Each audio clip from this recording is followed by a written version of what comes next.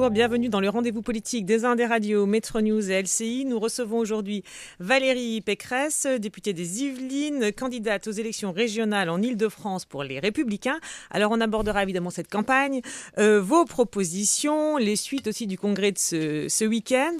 Avec moi pour vous questionner Christophe Joly, rédacteur en chef de Métro News, et Frédéric Delpech, chef du service politique de LCI. Mais d'abord une question d'actualité qui concerne l'Île-de-France et plus spécifiquement les Parisiens. Le camp de migrants boulevard de la Chapelle vient d'être évacué avec des solutions d'hébergement proposées aux différents migrants suivant leur statut. Vous vous étiez prononcé sur le sujet. Est-ce que cette évacuation et ces solutions sont des bonnes mesures selon vous ? C'était les mesures nécessitées par l'urgence. Je me suis rendue gare du Nord il y a quelques semaines pour justement constater l'état de ce quartier de la Chapelle, qui est la première porte d'entrée de beaucoup d'Européens en Ile-de-France. C'est la première gare d'Europe, la gare du Nord. Et voir un bidonville à la gare du Nord, c'est juste totalement intolérable. Donc il fallait évidemment reloger, pour des questions sanitaires, humanitaires, toutes les personnes qui étaient dans ce camp. Mais plus largement, ça pose de manière très crue la question du droit d'asile et du retour dans les pays d'origine d'un certain nombre de tous ces migrants qui aujourd'hui affluent dans nos villes et au plein cœur de Paris. D'accord, en tout cas vous saluez cette évacuation. Bien entendu, et le relogement, mais vous savez, des bidonvilles, on les voit quand ils sont dans Paris, mais il y en a partout dans la région. Il y en a aussi de nombreux ailleurs en France. Je pense notamment à la région de Sangatte. Et je crois qu'aujourd'hui, cette question des migrations doit être une question dont on doit se saisir au niveau européen, et que la seule solution de répartir avec des quotas les réfugiés n'est évidemment pas satisfaisante. Il faut qu'on travaille avec les pays de départ et il faut qu'on attaque très fermement les passeurs. Certains ont proposé qu'on coule un certain nombre de bateaux vides quand on les identifie comme étant des bateaux de passeurs et de trafiquants. Je crois qu'à un moment donné, il va falloir agir. Alors justement, Marine Le Pen, ce matin, elle est de retour d'une visite en Égypte. Elle estimait que environ 4500 migrants étaient arraisonnés chaque jour en Méditerranée, et que c'était vraiment un problème qui allait s'accentuer encore davantage en Europe. Et elle propose bien sûr zéro migrant en France. Le sujet, c'est que, comme d'habitude, Marine Le Pen surfe sur les inquiétudes et sur les peurs, mais elle n'a pas de solution crédible. La seule solution crédible aujourd'hui, c'est de dialoguer avec les pays d'origine de ces migrants et d'organiser l'aide au retour, et puis aussi d'être extraordinairement ferme dans la lutte contre les passeurs et d'empêcher les bateaux de partir. Et alors, sur le quartier, toujours de la Chapelle, au nord de Paris, qui est décidément dans l'actualité, il y avait aussi le projet de la salle de shoot. Alors, vous étiez contre ce projet de salle de shoot. Elle sera finalement abritée dans l'hôpital Lariboisière. Ça, c'est un bon compromis ? Écoutez, c'est une satisfaction là encore pour moi, parce que j'avais dit... Vous êtes satisfaite de tout ce qui se passe ? Oui, mais vous savez, je vais vous dire quelque chose. C'est un moment assez merveilleux, les campagnes électorales, parce que c'est un moment de saine émulation. L'opposition dénonce quelque chose qui ne va pas, et tout de suite, la majorité s'en empare. Donc, je me suis jamais sentie aussi utile que maintenant. Et quand je suis allée à la salle de shoot de Lariboisière, qui va être placée à l'hôpital Lariboisière, elle devait pas du tout être située là. J'avais dit que ce qui était scandaleux dans l'ouverture de cette salle de shoot, c'était de ne pas mettre comme objectif principal de ce lieu d'accueil des toxicomanes le sevrage et la guérison. Parce que se droguer, c'est finalement être malade d'addiction. Donc on a besoin de sevrage, on a besoin de lieux de lutte contre les addictions, y compris dans Paris, où il n'existe que très peu de lieux qui permettent aux familles et aux toxicomanes d'espérer une sortie de l'addiction. Donc je crois que l'avoir mis à Lariboisière, c'est en tout cas la moins mauvaise des décisions. Maintenant, il faut quand même aussi comprendre que on est ici, gare du Nord, dans un lieu qui est le lieu de tous les trafics, et que moi, je n'aurais pas placé cette salle à cet endroit-là, parce que ça va concentrer tout autour, évidemment, là encore, un certain nombre de trafics. Et je crois que c'est, pour ce quartier, quand même une véritable plaie. Mais pour bien comprendre votre pensée, vous trouvez ça plutôt bien, effectivement, que la salle de shoot soit déplacée finalement à l'hôpital Lariboisière, mais finalement, vous ne remettez pas en cause le principe de la création d'une salle de shoot. Si, moi, ce qui me choquait, moi j'ai voté contre les salles de shoot, j'ai voté contre parce que très très clairement et de manière très affirmée, le projet de la salle de shoot n'est pas le sevrage, n'est pas la sortie des toxicomanes de leur Mais dans addiction. un hôpital, vous dites, c'est mieux, ça aide. Mais le fait qu'il l'ait placé désormais dans un hôpital me paraît déjà être un premier pas dans la bonne direction. Donc si on propose de nouvelles salles de shoot dans des hôpitaux, vous voteriez pour ? Non, je regarderai projet par projet et je vais surtout regarder le bilan de cette expérimentation de la salle de shoot de la Riboisière et voir si effectivement il y a un travail de sevrage et un travail qui est fait pour lutter contre les addictions et la toxicomanie. Si ce travail est fait, alors peut-être que mon évaluation de cette salle de shoot changera. Alors, autre mesure, on verra si vous êtes toujours pour, Frédéric. Parce que je ne supporte pas l'idée de la non-assistance à personne en danger. D'accord. Voilà ce que je ne supporte pas. Alors, effectivement, vous disiez que les questions de sécurité étaient essentielles dans cette campagne, mais il y a aussi une chose qui préoccupe beaucoup les Parisiens, c'est la pollution. Aujourd'hui, le gouvernement, par la voix de Ségolène Royal, annonce un certain nombre de mesures concernant donc le retour d'une forme de pastille verte sur la base du volontariat pour taxer en quelque sorte ou empêcher les véhicules les plus polluants d'entrer dans certaines zones, mais c'est vraiment sur la base du volontariat de chaque équipe municipale. Est-ce que finalement, c'est assez vraiment dissuasif, ces pastilles vertes? Est-ce que c'est suffisant? Mais aujourd'hui, il faut s'attaquer au problème de la pollution dans les métropoles, puisque c'est essentiellement dans les métropoles qu'on assiste à des pics. On n'a jamais eu autant de pics de pollution. Le sujet, c'est que mettons tout sur la table. Moi, j'ai entendu parler des feux de cheminée.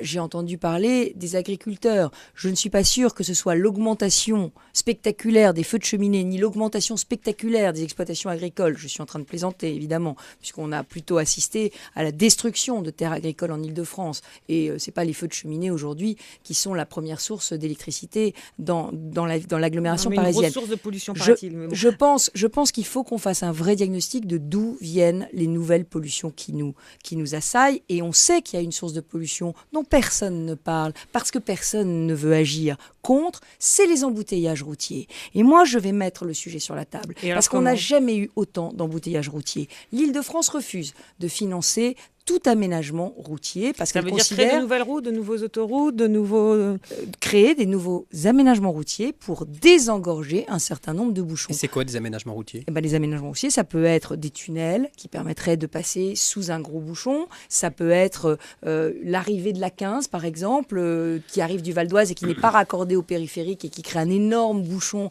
à l'entrée de Paris. Donc moi, je crois qu'il faut que nous ayons, un esprit ouvert sur des grands aménagements routiers en Île-de-France. Mais c'est une réorientation complète, parce qu'on va dire que des aménagements, ça incite à la circulation, et c'est l'inverse de la politique qui a été adoptée jusqu'à présent. Non, mais ça, justement, c'est vraiment un discours idéologique et caricatural porté par la gauche depuis 20 ans sur la route. La route, ça dépend ce que vous faites circuler dessus. La route, c'est un chemin. La route, c'est pas un aspirateur à voiture. La route, c'est un chemin. Si vous utilisez ces routes et ces aménagements routiers pour faire une voie supplémentaire et y faire rouler du covoiturage, y faire rouler des bus électriques, y faire rouler des transports en commun ou des tramways, eh bien, cet aménagement routier devient en réalité un vecteur, un chemin pour des transports en commun supplémentaires. Ce serait spécifiquement alors pour des transports particuliers, le covoiturage, etc. L'idée, c'est qu'on étudie la fin des embouteillages en Île-de-France, comment le faire, avec quels aménagements, et évidemment, ça suppose aussi de faire de la place au transport en commun. Parce que là, pour le coup, on est sur du long terme. Votre calendrier, c'est quoi sur ces aménagements? Moi, je veux déjà qu'on ouvre nos esprits sur cette question. C'est-à-dire que je demande, dans le cadre de la loi NOTRe, qui est la nouvelle loi sur les compétences des régions, que les régions puissent avoir compétence sur certains aménagements routiers qui sont d'intérêt régional. C'est très important. Il n'y a pas que en Île-de-France, il y a aussi des contournements de grandes métropoles, à Lyon, à Bordeaux. Il y a des aménagements routiers qui sont d'intérêt régional. Et donc, je vais demander au mois de juin que les régions puissent avoir un droit de regard aussi sur la route, pas seulement sur les transports en commun, parce que pour moi, les deux sont complémentaires. Et parler de pollution sans parler d'embouteillage, je suis désolée, mais il y a un tabou qu'il faut peut-être lever. Alors cela étant dit, c'est quand même des investissements à très long terme et des infrastructures qui mettent un certain temps à être mises en place. Oui, mais vous savez, si on ne commence pas maintenant, demain sera pire qu'aujourd'hui. Bien sûr, alors, mais et c'est à cause parce qu'on ne l'a pas fait il y a 10 ans qu'on est aujourd'hui dans la situation concernant le dans laquelle court nous terme, sommes. donc, la proposition de Mme Royal, c'est dès le 1er janvier, mise en place de ces pastilles vertes. Est-ce que pour Paris, par exemple, c'est une bonne solution? Est-ce que vous souhaiteriez que la mairie de Paris les adopte? Mais les pastilles vertes, c'est une solution, mais simplement, attention. Moi, je dis attention, parce qu'on va encore toucher les personnes les plus pauvres, encore toucher les petites PME et TPE, celles qui ont des petits utilitaires diesel, celles qui ont des vieux véhicules. Alors. Donc non, je crois que le plus intéressant dans les propositions de Madame Royal, ça n'est pas sa vignette écologique, parce que tout le monde sait si on a un véhicule polluant ou pas polluant, mais en général, les plus neufs sont les moins polluants.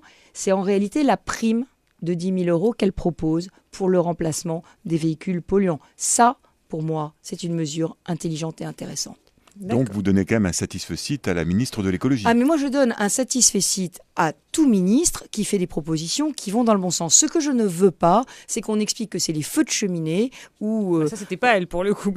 Oui, mais c'était le gouvernement, excusez-moi, qui a pris quand même un décret. Elle l'a retiré après, quand elle s'est rendue compte que ça faisait beaucoup de tort au gouvernement. Après les voitures, les transports en commun, Christophe Joly. Vous avez annoncé que vous maintiendriez le pass Navigo unique dans l'hypothèse où vous seriez élu, mais que vous présenteriez la facture à Manuel Valls.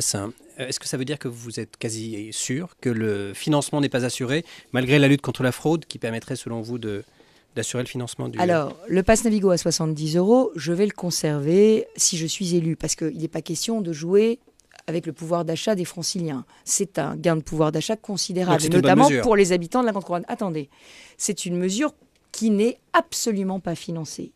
Ça coûte 520 millions d'euros par an. 520 millions d'euros. C'est à peu près la rénovation d'une ligne de RER, il faut quand même se mettre, par an. Donc, ça coûte 520 millions. On a déjà 200 millions de hausse des impôts sur les entreprises, le versement transport, il manque 300 millions. Donc la seule chose qui est sûre, c'est qu'aujourd'hui, si la gauche est élue à la région Île-de-France en décembre, eh bien, il y aura 300 millions de hausse d'impôts qui suivront l'arrivée de ce pass Navigo. Alors moi, j'ai proposé des modes de financement pour ces 300 millions. D'abord, la lutte contre la fraude. La lutte contre la fraude, c'est plusieurs centaines de millions d'euros en Île-de-France. La RATP et la SNCF estiment entre 200 et 400 millions. Donc ça suffirait à financer quasiment... Si votre proposition de loi est validée. Alors, ça suffirait à financer. Pourquoi aujourd'hui la lutte contre la fraude est une espèce j'allais dire, de serpent de mer? Pas parce qu'il n'y a pas de contrôleurs, il y a plein de contrôleurs. Oui, parce qu'ils n'ont pas le droit d'exiger les cartes d'identité, les passeports, exactement, etc. Voilà. Non seulement ils n'ont pas le droit de les exiger, mais les franciliens n'ont pas à les avoir sur eux. Voilà, et votre proposition, c'est qu'on soit obligé de les avoir sur soi. Voilà, parce qu'aujourd'hui, c'est très simple. On dit, je m'appelle Delpech et j'habite rue de Lubeck, dans le 16e. Voilà. Et voilà. Ce n'est pas mon adresse. Et vous recevez oui. La facture. Mais alors, sur ce point-là, si la proposition de loi c'est une vraie injustice. Ne passe pas, comment 10% des amendes, 10% des amendes ferroviaires sont recouvrées, alors que pour un automobiliste qui a son téléphone au volant ou qui grille un radar, c'est 70% des amendes. Qu'est-ce qui vous dit que la majorité socialiste va accepter de voter votre proposition de loi? D'abord, elle est demandée par la SNCF elle-même. C'est la SNCF qui le souhaite, qui l'a demandé. Ensuite, je crois que c'est une mesure de justice, parce que ceux qui payent pour les fraudeurs, évidemment, c'est les usagers qui prennent leur ticket, et c'est les contribuables qui payent tous les investissements de la SNCF et de la RATP. Donc vous avez espoir que cette proposition de loi soit effectivement votée. Et c'est peut-être aussi les petites villes rurales dont on va fermer les lignes. Vous avez lu le rapport de Philippe Duron, un certain nombre de petites lignes intercités risquent de fermer faute d'argent. D'accord. Donc c'est très injuste, la fraude. Donc vous croyez sincèrement que cette proposition de loi que vous avez faite sera votée? Écoutez, on est dans une période de saine émulation. J'ai entendu que le gouvernement reprenait la balle au bond et disait que ça allait désormais être sa priorité. Donc je ne peux que me féliciter de voir que ce sujet qui n'était pas une priorité le devienne. D'accord, mais pourquoi présenter la facture à Manuel Valls pour revenir au pass Navigo unique? Parce que finalement, vous allez l'assurer, le financement du pass Navigo. Oui, j'avais dit que je présenterais la facture, mais en réalité, je suis un élu tellement responsable que je me suis dit qu'il valait mieux que je trouve l'argent pour pouvoir partir d'un bon pied si je suis présidente de région. Et puis il y a les jeunes aussi, les personnes qui ont des cartes aussi plus spécifiques. Ah oui, alors le problème de ce pass Navigo à 70 €, c'est que c'est une mesure qui aujourd'hui est injuste. Elle est injuste parce qu'on a oublié, dans le pass Navigo unique, de parler des scolaires, des lycéens, des apprentis, et on a oublié aussi de parler des personnes âgées, des anciens combattants et des personnes handicapées qui bénéficient de la carte améthyste. Alors moi, ce que je souhaite, c'est qu'on inclue dans cette logique du pass Navigo unique tous les bénéficiaires de la carte imaginaire scolaire. Alors, les bénéficiaires de la carte imaginaire scolaire, c'est les lycéens, les collégiens et les apprentis. Et il y en a qui se déplacent parfois très très loin. Et pour l'instant, il n'est pas prévu de leur faire un demi-tarif du pass à 70 €. C'est-à-dire qu'ils risquent de continuer à payer ce qu'ils payent, alors que tout le monde voit le pass VC, eux, ils risquent de continuer à payer plein pot. Les étudiants auront demi-tarif. Je demande que les apprentis, les lycéens et les scolaires aient aussi ce demi-tarif. Pour les personnes âgées, il y a un problème, c'est que la carte améthyste, elle est facturée en fonction de l'éloignement. De l'éloignement.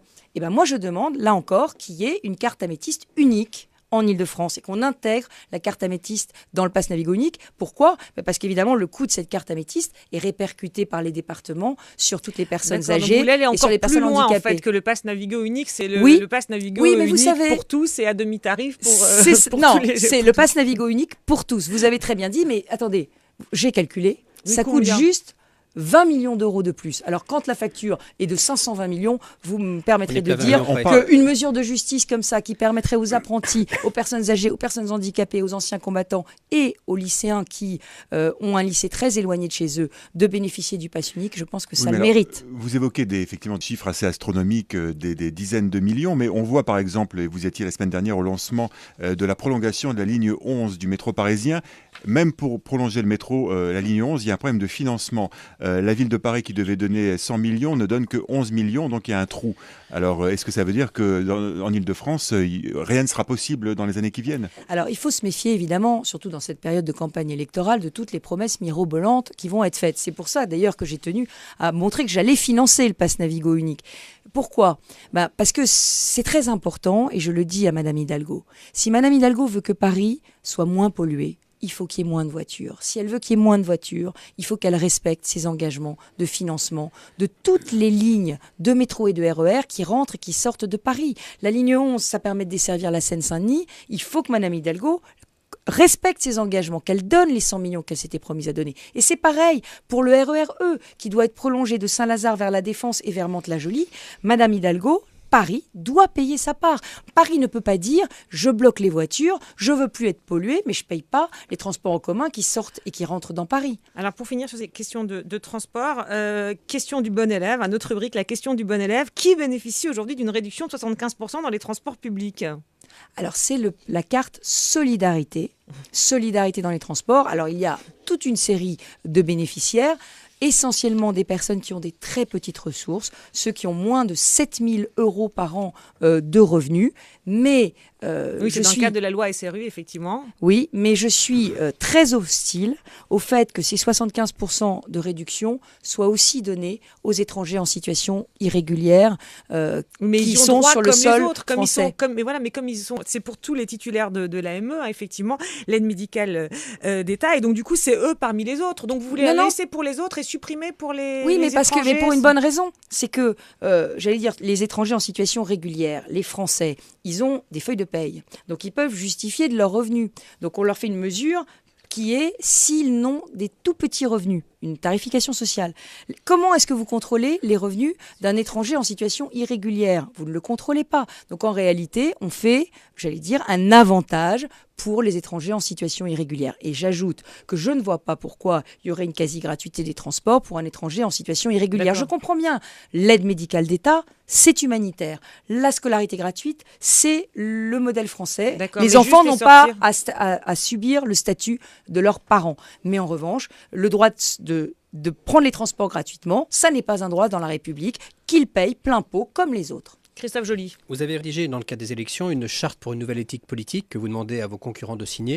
Est-ce que vous croyez que c'est vraiment une priorité pour les Franciliens ? Ah oui, c'est une absolue priorité. Mais c'est même une absolue priorité. Parce qu'on parle des embouteillages, on parle de la pollution, la charte du transport. la charte éthique, c'est une priorité parce que derrière cette charte éthique, il y a l'idée d'une région exemplaire et modeste. Modeste dans son train de vie. Je suis désolée, mais je propose le déménagement du siège de la région de l'autre côté du périphérique pour faire des économies. Là encore, ça se chiffre en dizaines de millions d'euros d'économies de loyer, puisqu'on est au cœur du 7e arrondissement, dans des hôtels particuliers magnifiques. Donc, je propose qu'on déménage. Je propose une région modeste, c'est ma charte éthique. 3 fois moins de voitures de fonction. Je propose que tous les billets d'avion soient rendus publics, tous les voyages, qu'on en fasse un minimum, qu'on arrête. Vous savez, il y a pas mal de tourisme qui se fait dans les collectivités locales. Je veux qu'on arrête cette gabegie. Et puis, je veux une charte éthique pour qu'on s'engage à ne plus recruter sa famille quand on est conseiller régional dans un emploi régional, à se donner des logements à soi-même quand on est conseiller régional. Pourquoi demander à vos concurrents de la signer ? Il suffit de vous l'appliquer à vous-même ? Nous nous l'appliquerons, Voilà. ça c'est sûr. Je demande à mes concurrents de la signer parce que je veux que tout le monde s'engage dans Vous cette les démarche. soupçonnez d'être immodestes ou Non, je ne les soupçonne pas, j'ai des faits. J'ai la façon dont la région a été gérée depuis 17 ans, où effectivement, la présidente de la commission logement s'est attribuée un logement social, où un certain nombre de conseillers régionaux ont fait embaucher leurs enfants au conseil régional. Donc ces pratiques sont aujourd'hui des pratiques répandues. Et c'est ces pratiques-là auxquelles je veux mettre fin. Et je veux aussi une commission de déontologie qui vérifiera les patrimoines, les conflits d'intérêts pour les élus. Je vous rappelle que nous avons quand même des élus qui ont été condamnés dans le cadre de la mandature, qui sont toujours en exercice. Il y a aussi des élus de droite. Il y a une polémique d'ailleurs avec votre équipe de campagne et Claude Barthelone. Lorsque Claude Barthelone a dit que Michel Giraud, l'ancien président de la région, avait fait de la prison, alors qu'en réalité, il avait été condamné pour de la prison avec sursis. Est-ce que tout de même, s'engager dans une polémique sur un sujet aussi sensible avec Claude Barthelone, est-ce que ce n'est pas un peu mettre le doigt dans cet engrenage justement? Mais c'est très important ce que vous dites. Moi, je voudrais qu'on tourne la page. C'est pour ça que j'ai proposé une charte éthique. C'est pour qu'on laisse derrière nous tout ce qui s'est passé avant. Mais j'aimerais quand même rectifier quelque chose. L'affaire des marchés publics d'Île-de-France, qui a eu lieu il y a 20 ans, est une affaire dans laquelle ont été condamnés, avec sursis, Michel Giraud, le président de droite, le trésorier national du Parti socialiste, le trésorier national du Parti communiste et le trésorier national du Parti républicain. Parce que les 4 partis avaient utilisé ces marchés pour se financer. C'était il y a 20 ans. Il n'y a pas de quoi en être fier, mais les 4 partis, les 4 grands partis qui siégeaient au Conseil régional ont touché tous des dizaines de millions d'euros. Donc je propose à mon adversaire socialiste de ne pas en faire une calomnie ou une injure vis-à-vis de la droite, parce que ça risquerait de l'éclabousser lui aussi. C'est pour ça qu'il faut qu'on tourne la page. C'est pour ça qu'on a besoin de cette Donc charte Claude éthique Barthelone a essayé d'instrumentaliser cette affaire. Il a calomnié en disant Michel Giraud, qui n'a jamais fait de prison. Calomnier un mort, permettez-moi de vous dire que c'est une ligne de rouge que moi je ne franchirai jamais. Et par ailleurs, même si c'est très choquant, il a oublié une partie de l'histoire, qui est que le trésorier national du Parti socialiste, le trésorier national du Parti communiste ont eux aussi fait l'objet de la même condamnation. D'accord, donc vous lui retournez... Non, je dis, quand on veut être propre et quand on veut une région propre, eh bien, on n'accuse pas les autres de ses propres turpitudes, Nemo à Auditour. Et j'ajoute qu'il faut signer la charte éthique parce que c'est la seule façon de retrouver la confiance. Christophe Joly. En 2010, vous étiez déjà candidate, vous aviez perdu. Que vous a-t-il manqué alors et à tout que vous auriez aujourd'hui? Beaucoup de choses. D'abord, j'ai été ministre et candidate et je pense qu'aujourd'hui, plus personne ne comprend qu'on fasse 2 choses en même temps. Je crois qu'aujourd'hui, mon engagement pour la région, tous les franciliens savent à quel point... Vous n'êtes que candidate. Mais à quel point il est authentique et sincère. Je veux aujourd'hui me consacrer pleinement à cette région. Je démissionnerai de mon mandat de député si je suis élue. Je ne serai jamais ministre en 2017 et je ne serai pas non plus candidate à la primaire présidentielle de 2016. D'accord. Je Donc serai à 100% déjà à pour la question. région. C'est ta première réponse. La deuxième chose, c'est que je me suis plongée dans la réalité de cette région. J'ai fait ce que mon mentor Jacques Chirac avait fait en 1994, le tour de tous les lieux emblématiques de la région. J'étais encore la semaine dernière pour quelques jours dans une PME que je n'avais pas eu le temps de faire. Donc vous avez fait une demi-campagne en 2010? Non, c'est pas ça, mais j'étais arrivée 6 mois avant, comme aujourd'hui certains de mes adversaires, c'est-à-dire j'étais arrivée en disant voilà, je suis candidate. C'est pas comme ça aujourd'hui que ça marche. Aujourd'hui, une région qui a 12 millions d'habitants, un projet pour une telle région, ça se mûrit. Ma charte éthique, c'est le fruit de 4 ans de réflexion sur ce que doit être la déontologie d'un élu. Ma proposition sur les transports, c'est le fruit d'heures de dialogue avec les contrôleurs, de visites dans les gares, de journées passées dans les RER. C'est ça, aujourd'hui, qui nourrira mon projet et je vais faire un certain nombre de propositions qui seront le fruit de toutes ces heures passées avec les Franciliens. Alors, il y a autre chose qui pourrait vous aider, Parce que les solutions sont en eux. Moi, je vais être la candidate des solutions concrètes. Je ne politiserai pas cette campagne. J'entends les gens qui disent... Vous l'avez un peu fait quand même, en demandant à Claude Barthelone de démissionner de l'Assemblée nationale, par exemple. Non. C'est un peu politisé le débat. Non, parce que, vous savez, il y a une règle dans la démocratie.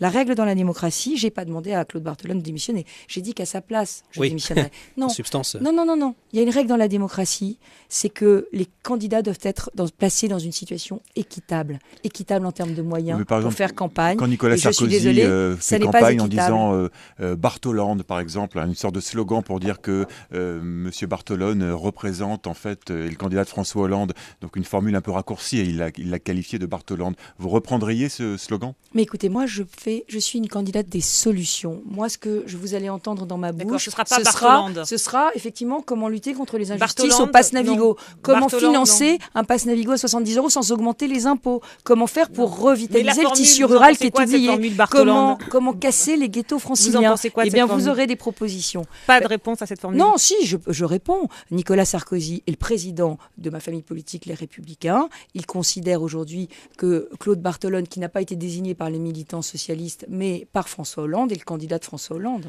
Alors, sur autre chose qui pourrait vous aider, c'est cette fameuse union avec l'UDI. Alors, il y a une dizaine de jours, vous disiez optimiste sur la possibilité de trouver un accord avec Chantal Joanneau très rapidement. Finalement, rien. Qu'est-ce qui bloque ? Écoutez, aujourd'hui, c'est très simple. Chantal Joanneau et moi, nous sommes des partenaires. Nous allons nous retrouver au plus tard le soir du premier tour. Oui, d'accord, mais avant, il devait y avoir une alliance avant. Je respecte mes partenaires. Je veux que cette alliance, si elle se fait, elle se fasse sur des projets. J'ai parlé à Chantal Joanneau de ma charte éthique. Je lui ai dit, si tu veux que nous fassions une liste commune, il faudra signer la charte éthique. Elle va la signer ? Elle m'a parlé. Elle a 3 points. Elle a 3 points non négociables: taxe poids lourd, apprentissage des adultes dans les PME et un outil régional sur le logement. Est-ce que vous êtes prête à reprendre ces points ? Alors sur la taxe poids lourd, je lui ai dit que je n'accepterais qu'une taxe sur les poids lourds en transit en Île-de-France. Parce que c'est ceux qui nous traversent et qui nous polluent sans que nous en ayons aucun bénéfice, qui doivent être taxés par les camions qui sont à destination de l'Île-de-France et qui permettent à l'activité économique de l'Île-de-France de se faire. Donc si c'est une taxe transit, je suis tout à fait favorable à cette taxe. Je l'ai d'ailleurs moi-même réclamée il y a quelques mois. Je suis prête, moi, je vous l'ai dit, à faire l'union dès le premier tour, mais c'est le choix des centristes. Ça n'est pas le mien. Et moi, je n'imposerai jamais mes choix à personne. Je suis profondément respectueuse de mes partenaires. Ce sera leur choix et c'est à eux de dire leur choix. C'est aussi le choix du parti Les Républicains, puisque c'est un accord global avec l'UDI qui demande 3 têtes de liste sur l'ensemble des circonscriptions, enfin des régions françaises. Alors Nicolas Sarkozy propose régions françaises incluant les départements et territoires d'outre-mer. Est-ce que pour vous, c'est la solution éventuellement qui pourrait être proposée à l'UDI ? Les accords nationaux, ce n'est pas moi, ce n'est pas ma responsabilité. Ma responsabilité, c'est que Chantal et moi, nous ayons une dynamique commune pour porter l'alternance. Je ne comprends pas très bien du coup si c'est l'accord national qui bloque ou si c'est entre vous sur ces propositions que ça bloque. Vous étiez très optimiste, vous l'êtes moins, donc on s'interroge. Moi sur le fond, je suis totalement d'accord avec le diagnostic de Chantal Joanneau, qui est qu'il y a une urgence sociale et une urgence écologique en Île-de-France. Les inégalités n'ont jamais été aussi grande, c'est le grand échec de la gauche. D'accord, mais pourquoi ça n'a pas encore été annoncé alors Mais parce que vous l'avez dit vous-même, il y a la volonté et la bonne entente sur le terrain entre Chantal et moi, et puis il y a un accord national qui se fera ou qui ne se fera pas. Ah, donc c'est pas entre vous, c'est pas le problème entre de reprendre les propositions de Chantal Joanneau, etc. C'est le problème de l'accord national, c'est ça. Écoutez, je n'en sais rien, je ne sais pas plus que vous. Aujourd'hui, moi, je suis tranquillement en train de dérouler. Vous venez de dire. Non, ne me faites pas dire ce que je n'ai pas dit. Je vous dis que aujourd'hui, il y a une parfaite entente entre Chantal et moi, que nous nous retrouverons au plus tard le soir du premier tour, que c'est son choix de faire une liste ou pas avec moi, et que je ne sais pas aujourd'hui, quel sera son choix final. D'accord. Bon, alors, oui, ça n'est pas très clair. Je suis respectueuse. Voilà. Je veux une campagne respectueuse, et avec mes adversaires, avec mes partenaires. Bon, alors, Valérie Pécresse, invitée du rendez-vous politique des Indes Radio Métro News et LCI, on va évoquer maintenant la question des Républicains et une décision qui vient de tomber sur la réorganisation du parti, Frédéric. Enfin, la réorganisation ou le non-changement d'organisation. Oui, alors on avait cru comprendre effectivement que Nathalie Kosciusko-Morizet était menacée dans son poste de numéro 2. Finalement, non, puisque les Républicains viennent d'annoncer que l'organigramme ne bougeait pas beaucoup. Numéro 2, Nathalie Kosciusko-Morizet. Numéro 3, Laurent Wauquiez. Et puis numéro 4, Éric Woerth, qui fait donc son entrée dans la direction. Est-ce que finalement vous appeliez dès hier à ce que Nathalie Kosciusko-Morizet reste à son poste? Est-ce que vous êtes satisfaite? C'est la bonne solution? Oui, parce que je crois que les Républicains doivent s'élargir et certainement pas se rétrécir. Je crois que l'arrivée d'Éric Woerth, qui a fait l'objet d'attaques absolument ignobles pendant 5 ans, qui ont entaché son honneur, il n'a bénéficié d'aucune présomption d'innocence. Et de ce point de vue, d'ailleurs, nos adversaires socialistes devraient se souvenir de tout cela et en tirer les leçons, parce que je crois que c'est très important, la présomption d'innocence dans la République. Aujourd'hui, l'équipe des Républicains est en ordre de marche. Et de ce point de vue, Nicolas Sarkozy a fait le bon choix. D'accord. Mais qu'est-ce qui s'est passé? Pourquoi Nathalie Kosciusko-Morizet a été menacée? Je ne sais pas si elle a été menacée. Je l'ai lu dans les journaux. Il s'est dit que Nicolas Sarkozy n'était pas très content de prise de position un peu trop indépendante de la ligne du parti. Je n'ai aucune information autre que celle que j'ai lue dans la presse sur ce sujet. Pour aller un peu plus loin, quand même, donc vous êtes contente qu'elle reste numéro 2. Est-ce qu'elle doit continuer à avoir sa liberté de parole? Nous avons tous notre liberté de parole. Maintenant, il faut trouver un bon équilibre entre la liberté de parole et l'intérêt collectif. Et est-ce qu'elle avait trouvé ce bon équilibre?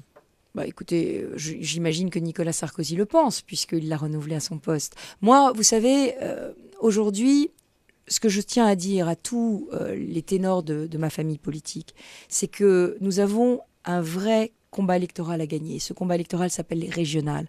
C'est pas des petits montants, c'est pas des petits enjeux. La région, c'est le développement économique, c'est les transports, c'est l'emploi.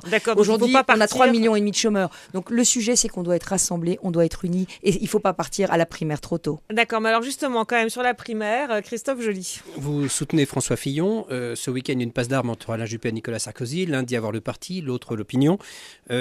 François Fillon n'a ni l'un ni l'autre. Il n'est plus très audible aujourd'hui. Est-ce que vous êtes toujours filloniste? Il y a mes convictions profondes. Ma conviction profonde, c'est que la France a besoin de réformes, et de réformes profondes et structurelles.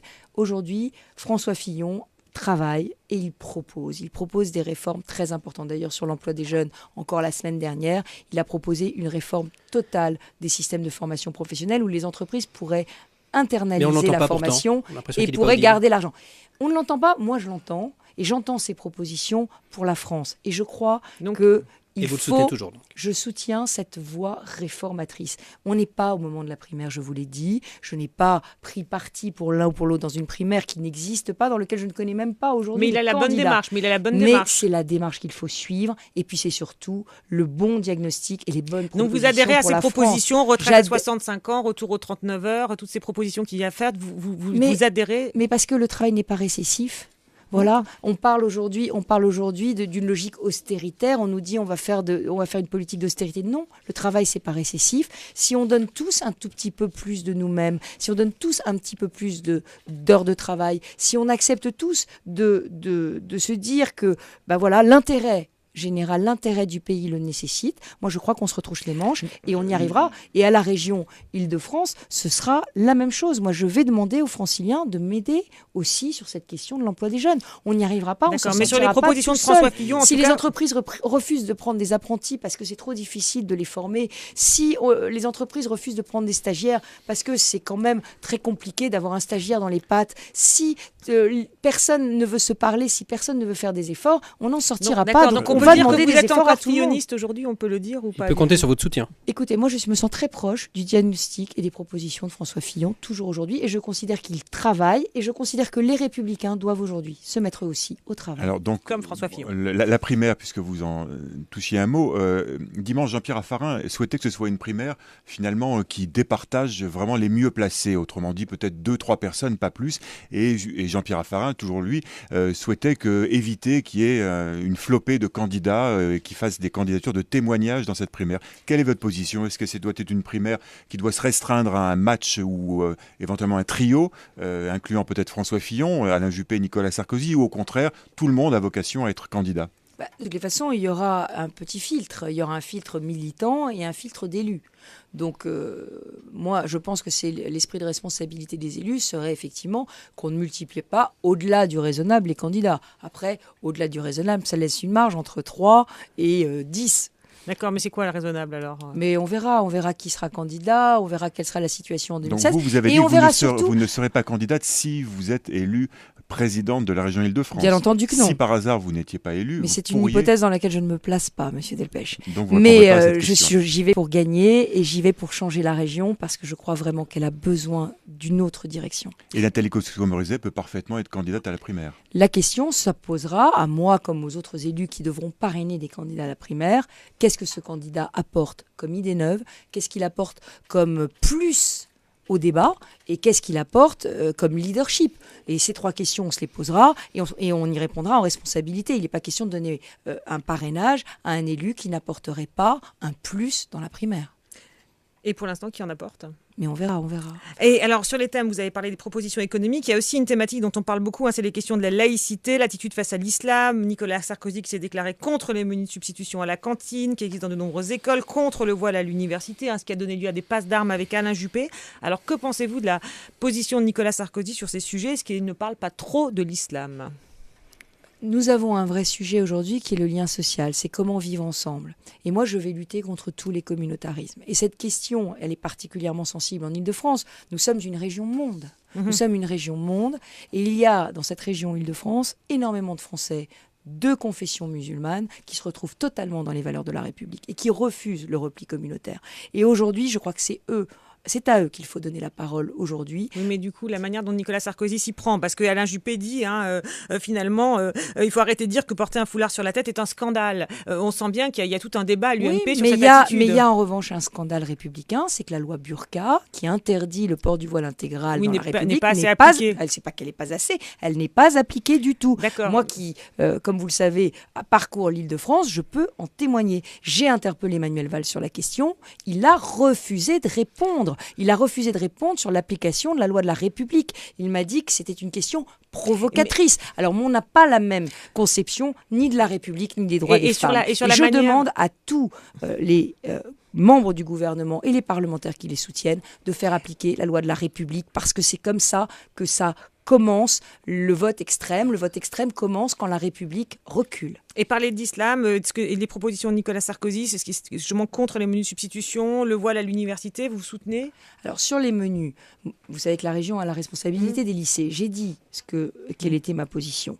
Il y aura du port et il continuera à y avoir du port dans toutes les cantines. La question, c'est d'avoir plusieurs menus. C'est une vraie question. Arrêtons de nous voiler la face, si je puis dire.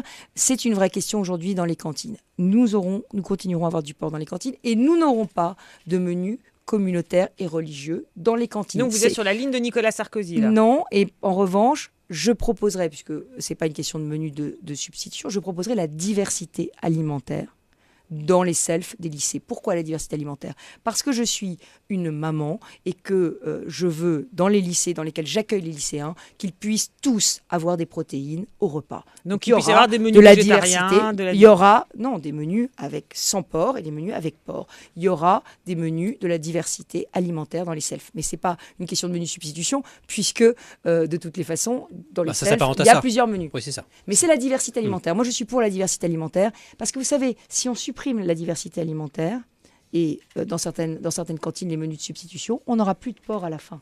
D'accord. Et c'est ça qui serait contraire à la tradition française. D'accord. Christophe Joly. Une réaction à un sondage récent qui dit que 72% des Français ne souhaitent pas que Nicolas Sarkozy se représente en 2017. Pourquoi autant de Français ne souhaitent pas le voir se représenter, selon vous? C'est beaucoup. 77% ne veulent pas de François Hollande, mais 72% de Nicolas Sarkozy. Je pense que peut-être le sujet, c'est de construire la France de demain. Et construire cette France de demain, il faut avoir des idées neuves. Mais moi, je suis assurée que Nicolas Sarkozy va s'atteler, dans la préparation de sa primaire, à amener des idées neuves dans le débat. Je suis persuadée que tous les candidats de la primaire amèneront. Mais là, ça s'apparente à un rejet. Et moi, ce que je veux aujourd'hui, c'est dans le cadre des régionales, commencer à apporter ma petite pierre. Parce que vous savez, c'est qu'il n'a pas apporté rien qu'au niveau des régions, c'est parce qu'il n'a pas apporté d'idées. On peut parler d'idées neuves. Pour l'instant, les Républicains, c'est un point de départ. Il a fallu reconstruire un parti, remettre tout le monde autour de la table, changer le nom. Maintenant, le sujet, c'est pas seulement de remettre tout le monde autour de la table, c'est d'apporter des idées neuves. Est-ce que c'est pas aussi lié à sa personne, au-delà des idées? Écoutez, ça, c'est la primaire qui le dira. Mais vous savez, on va avoir un processus très démocratique pour désigner notre candidat. Et moi, ce que je ressens, et ça, c'est un très bon signe démocratique, c'est que beaucoup de Français ont envie d'aller à la primaire. Beaucoup de Français sont convaincus qu'ils ont quelque chose à dire et on verra en 2016 le résultat. Quand on voit le faible nombre de militants UMP qui sont venus au congrès fondateur samedi, on ne peut pas dire que pour l'instant ça déplace encore les foules. Les Républicains ne déplacent pas les foules.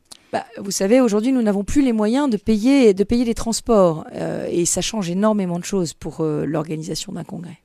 Alors, Valérie Pécresse, invitée du rendez-vous politique des Indes-Radios, Métro News et LCI. Il nous reste un peu plus de 10 minutes d'émission. On va passer maintenant aux questions des radios. Alors, on commence avec Paul Satis de la région Lyon Première, de la radio, pardon, de Lyon et de la radio Lyon Première. Il est question justement des régionales en Ile-de-France. On en a parlé, et plus généralement aussi. Bonjour Madame Pécresse. Bonjour. Le président de l'UDI avait affirmé que la présence d'une liste UDI en Ile-de-France était non négociable. Alors il semble que désormais on négocie beaucoup, au contraire. Est-ce que vous souhaitez faire alliance dès le premier tour avec Chantal Jouanneau ? De manière plus générale, faut-il une union de la droite et du centre partout en France pour cette élection, comme par exemple chez nous en Rhône-Alpes, avec des personnalités beaucoup plus clivantes comme l'est Laurent Wauquiez ? Alors vous avez répondu au début de la question, mais à la fin de la question. Le sujet pour moi, il est simple. Les électeurs aiment nous voir unis.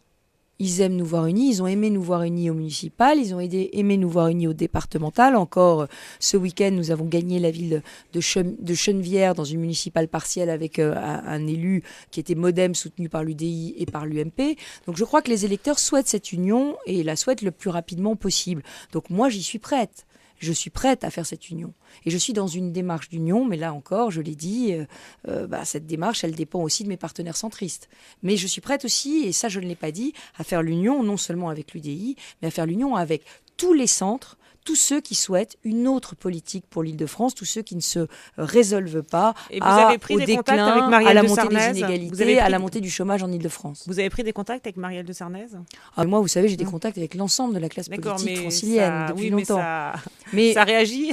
Oui, le MoDem francilien a dit qu'il serait tout à fait prêt à ce que nous discutions d'une liste d'union. Mais bien évidemment, je ne peux pas faire l'union avec un seul des deux centres. C'est ou les centres ou pas d'union. Alors il y a quand même certains de vos amis qui ne veulent plus entendre parler de François Bayrou, qui avait voté pour François Hollande quand même. Ah mais ce qui est clair, c'est que moi, ceux qui me rejoindront sur un positionnement qui sera un positionnement très clair. C'est un positionnement sur un certain nombre de valeurs, d'autorité, de liberté, de justice, de lutte contre l'assistanat, de lutte contre la gabegie, d'éthique.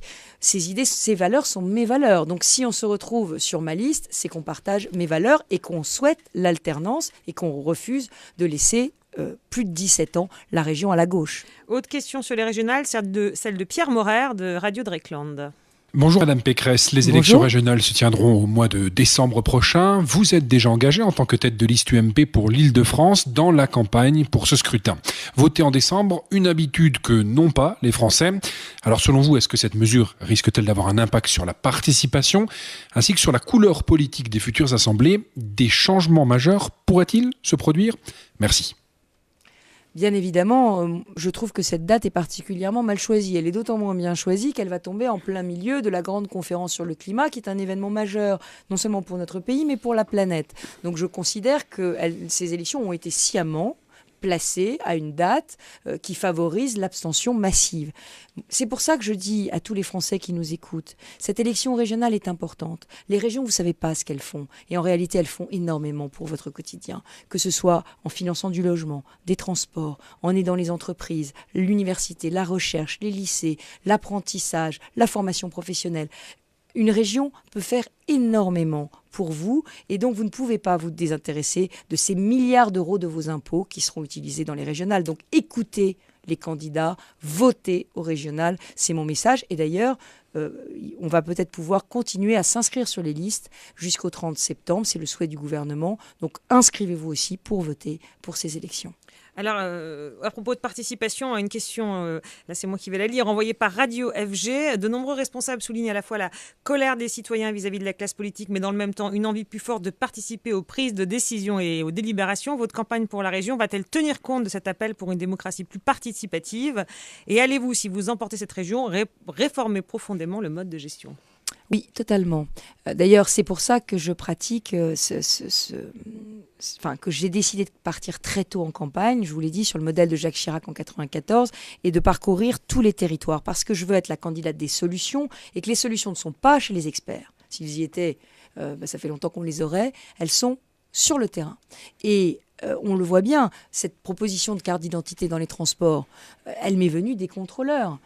Ces inégalités sur le pass Navigo, elles me sont venues des personnes âgées que j'ai rencontrées sur un marché parisien qui m'ont dit on vient de nous augmenter terriblement nos coûts des transports. Aujourd'hui, on prend des transports au ticket parce qu'on ne peut plus se payer le pass Navigo. Donc c'est mes rencontres qui nourrissent mon projet. Et il faut effectivement... Et le journaliste qui pose la question a tout à fait raison, organiser un mode plus participatif, y compris pendant le mandat. Et donc moi, je m'engage à interroger mes électeurs franciliens, mes citoyens franciliens, tout au long du mandat sur un certain nombre de sujets qui seront des sujets importants pour leur poser par référendum régional. Des référendums. Ce ne sera pas des référendums institutionnels, ils n'auront pas de valeur juridique. Des consultations Internet sur les grands sujets de la région. Parce que je crois qu'aujourd'hui, d'abord, on a les outils pour le faire. Avant, Internet n'était pas suffisamment développé. Mais je pense qu'aujourd'hui, grâce aux réseaux sociaux, on pourrait obtenir des vrais débats sur les projets franciliens.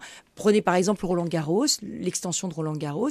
C'est un sujet majeur, un sujet qui est à la fois environnemental, mais en même temps un sujet de rayonnement de l'Île-de-France. Il faut qu'on garde Roland-Garros. Comment on fait pour étendre Roland-Garros?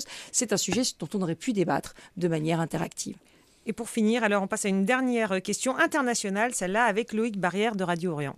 Valérie Pécresse, bonjour. Bonjour. Je sais que vous soutenez la cause des chrétiens d'Orient. Alors qu'attendez-vous des autorités françaises pour mettre fin à leur calvaire? Par ailleurs, pensez-vous, comme certains de vos collègues républicains, qu'il faut négocier avec Bachar el-Assad pour lutter contre Daesh? Alors vous savez qu'effectivement, j'ai pris très tôt, il y a un an maintenant, la tête d'un groupe de défense des chrétiens d'Orient à l'Assemblée nationale, parce que personne ne se rendait compte du martyre de ces populations et que je pensais que c'était profondément, j'allais dire, au cœur de l'âme française, de défendre la liberté de croyance et la liberté des minorités persécutées par Daesh, que ce soit d'ailleurs les chrétiens d'Orient ou les Yazidis, les animistes et les Turkmènes chiites qui sont eux aussi persécutés. Maintenant, qu'est-ce qu'on a fait concrètement? On a accueilli de nombreux réfugiés chrétiens d'Orient en France, et singulièrement évidemment en Île-de-France où il y a une grosse communauté de chrétiens d'Orient. Mais nous avons eu aussi une action diplomatique. Je suis allée en Irak avec François Fillon et nous avons demandé au gouvernement, et à Laurent Fabius qui l'a accepté, qu'on accélère la livraison d'armes aux forces kurdes. On a donc armé les Kurdes. Aujourd'hui, nous avons des actions ciblées, mais on voit bien que ça ne suffit pas. Alors, la question de la négociation avec Bachar el-Assad est une question extrêmement compliquée. Je n'oublie quand même pas que Bachar el-Assad est d'abord un dictateur sanguinaire qui a massacré son peuple. Et donc, c'est une question qui est extrêmement sensible. Et moi, je crois que cette question des chrétiens d'Orient, elle doit se traiter au niveau de l'ONU. Elle doit se traiter sous mandat international de l'ONU et d'où tout le combat que mène Laurent Fabius avec beaucoup de détermination, et je tiens à le saluer, auprès de l'ONU pour obtenir un mandat international qui permettrait de venir protéger sur le terrain les populations. Autre question internationale qui s'adresse toujours à la parlementaire que vous êtes. Vous avez entendu parler de cette affaire de liste de la Russie contre un certain nombre de personnalités, dont Bruno Le Roux, pour l'interdire d'entrer en Russie. Est-ce que vous êtes sur la même longueur d'onde que Claude Barthelone, justement, qui propose éventuellement d'annuler carrément la mission de parlementaires français en Russie? C'est la moindre des choses. Vous imaginez faire un déplacement officiel en Russie sans le président du groupe d'un parti politique? C'est impossible. Donc je pense qu'effectivement, il n'est pas envisageable que Bruno Le Roux soit interdit de voyage. Et donc que des parlementaires français se rendent en Russie? Et bien entendu que des parlementaires français se rendent en Russie sans Bruno Le Roux s'ils souhaitent venir. Et une réaction plus globale à cette liste et aux autres interdits, ça vous surprend? Nous avons une relation qui est extrêmement compliquée avec la Russie, mais en même temps, nous soutenons un processus de paix en Ukraine qui doit absolument voir le jour et être respecté. Christophe Joly. Une dernière question. Sur votre blog, l'onglet « Le labo des idées » renvoie vers un lien inactif suspendu. Est-ce que le labo est en panne d'idées? Non, mais c'est parce que le labo, c'était un think tank que j'utilisais pour parler des sujets au niveau national. Et aujourd'hui, vous avez bien compris que je décline toutes mes idées sur un laboratoire, un nouveau laboratoire, puisque vous des idées régionales.